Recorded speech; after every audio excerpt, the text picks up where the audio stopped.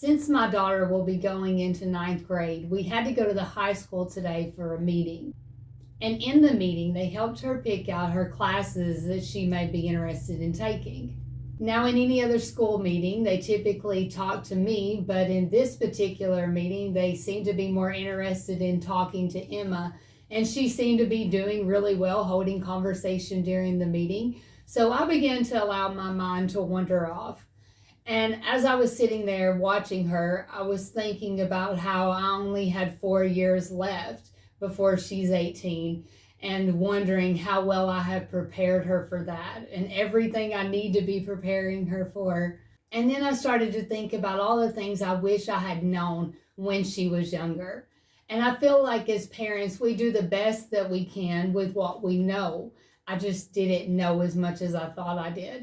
So today I'm going to share with you just a few of the things that I wish I had known early on. The first one is that if you are pregnant and you are extremely stressed out during your pregnancy and you're experiencing anxiety, then you are passing that on to your child. This child has a developing nervous system, and if your nervous system is out of order, when this child is developing, it also affects the development of their nervous system. So a result of this is having a child that has severe anxiety throughout life, or having a child that can't self-regulate, so they cry all the time. When I was pregnant with my son, I was experiencing a lot of stress, and I had to do stress tests with him every week, along with seeing a high-risk doctor and my regular doctor. Due to this stress and anxiety during the pregnancy, when my son was born, he could not regulate. He stayed up all night and cried all night, and he slept during the day, but he didn't actually sleep a full night without getting up and getting in my bed until he was almost 5 years old. In the beginning, they said it was colic, and then the longer it persisted, the more it's like, okay, maybe it's just personality. Then later on, I heard from another doctor about the effects that stress can have on a developing brain. The second one is that it takes 3 times in a newborn to form a new habit. Meaning, if you bring this newborn home and you let it sleep in the bed with you the first 3 nights, good luck getting it to fall asleep in its crib on night 4. It's not going to happen. It only takes this baby 3 times of repetitively doing something to create a habit. So you could sleep with baby the first night, but then the second night baby has to go in its crib. The next one is you are in a low brainwave frequency from birth to age 7. With some kids, it goes on to age 8, but typically age 7. And theta is a low brainwave frequency, like a hypnosis state. The only times that you enter into theta after age 8 is first thing in the morning, those first 20 minutes, that period when you're waking up and you're kind of groggy. And then those last 20 minutes of your day as you're falling asleep at night. Now let me explain why this happens. When you're born, we're going to look at your brain as though it's a computer. And now once we have the computer, we will begin to download programs onto the computer. This is what a child's brain is doing. It is downloading constantly new programs. The problem with this is that these programs are going to set this child up for the rest of its life. And the only way you change the program is when you're aware of the programming and you actively do something different to change the wiring of your brain. Growing up in my home, there was a lot of yelling, and that was normal to me. So naturally, when I had children, I yelled at them. Now with my son, this really bothered him because, again, he had trouble regulating. And then with my daughter, it wasn't a big deal to her. She just yelled too. So now we're both yelling at my son who can't regulate. And at the time, I had no idea how unhealthy it was for me to yell at either one of my children because, again, this was normal to me. And so then I became aware of emotional abuse, and that yelling was actually a characteristic of emotional abuse.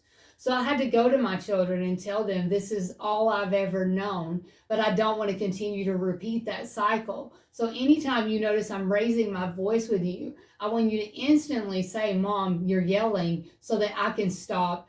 And the more you bring awareness to it, the less I'm going to do it, because I don't even realize I'm doing it sometimes. And so I had to actively work on changing that programming because it was always normal for me. But that doesn't mean that it was normal or healthy for myself or my children. Next, I wish I had understood the importance of treating your children exactly the same. Meaning every time I hugged one child, I wish I would have always instantly went and hugged the other one. I wasn't aware that these things would create resentment and jealousy among siblings. But it makes sense now. You look at it from an adult perspective. If you're in a relationship and your partner never tells you that you look nice, but they tell their sister how nice she looked in her outfit, and you're sitting over there in the corner and you hear it and you're like, well, you never say that to me. That's exactly what happens with the kids. So now I always make it a point to, if I bring one home something from the grocery store, then I'm bringing something home for the other two. If I hug one, then I'm hugging the other two. I see now there were times when my children were so competitive with one another, where one would say, Mom, I've never got in trouble at school, right in front of the other one that just got in trouble at school. So there were little things like that where I noticed a lot of competition with one another. And I personally didn't want my home to be a place where the kids felt like they had to compete, but where they knew everyone in our home had value, everyone mattered, everyone was loved. Next, I wouldn't have made my kids responsible for my emotions. And at the time, I truly didn't realize I was doing this. Looking back now, that's exactly what I was doing. My ex-husband would be in the discard phase and he would leave, and I wouldn't know, would he be gone a week? Would he be gone a couple of days? Would he be gone months? And during this time, I would be panicked and having anxiety, and just the unknown would have me in a really stressed out place. And the kids always seen me like that. And they themselves had their own worries. But what happened is my daughter ended up taking care of my son because she felt responsible for making sure I was okay. Children should get to be kids. They can barely manage or understand their own emotions. So they should never be put in a place to be responsible for a parent's emotions. It took me a lot of self-healing work to be able to regulate my own emotions, but it's such a peaceful environment now that we can be responsible for our emotions and our emotions alone. And the last one is when the kids want to talk to me about something, I try to go into it now knowing that my way isn't the only way. And I try to always remain open, curious, and know that whatever they're coming to me with, it is valid.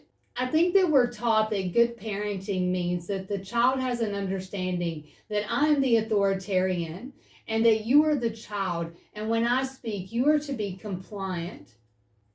But when we do this, we set our kids up for relationships outside of the home where they're treated this same way. And they'll end up in relationship with partners where they don't speak up, or where they feel like they're never heard because they weren't even allowed to do that with us. One day, my daughter came to me and asked me, would you still love me if I decide I want to be a stripper when I turn 18? And I thought for a moment about this question. And I responded, you're going to make choices that I'm not going to agree with. And you're going to make decisions that are going to disappoint me or hurt me at times. But you are going to live your life, and you're going to fall, and you're going to drag yourself through some shit. And you're going to slowly get back up, and you're going to get back on the path. And you're going to keep going, and you're going to rise up. And I'm going to be there loving you through every single bit of it. Because you're meant to find your way. You weren't meant to find my way. God put you here to be you, not to be me. And I'm not always going to understand it, nor am I always going to agree with it. But I will give you the freedom to make your own choices. But no matter what you choose, I'm always going to love you unconditionally. Now, I don't think for one second she's thinking about pursuing a stripping career. But I think it was that needing to know no matter what I do, you're going to love me. We all make a lot of mistakes as parents, and so did our parents and their parents. There's no such thing as perfect parenting. But with each generation, we can grow and we can parent in a way where the children feel loved and wanted and like they mattered and respected. So there are just a few things that I wish I had known early on, and maybe they'll be beneficial to you.